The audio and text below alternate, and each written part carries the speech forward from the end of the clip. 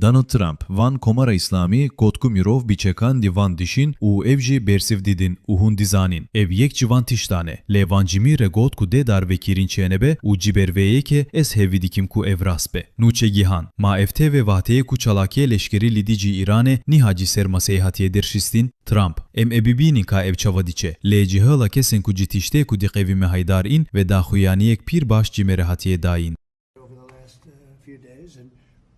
They said people were shooting at them with guns and they were shooting back, and it's one of those things. But they told me that there'll be no executions, and so I hope that's true. Does this mean military action is now off the table against Iran? And we're going to watch it and see what the process is. But we were given a very good statement by people that are aware of what's going on.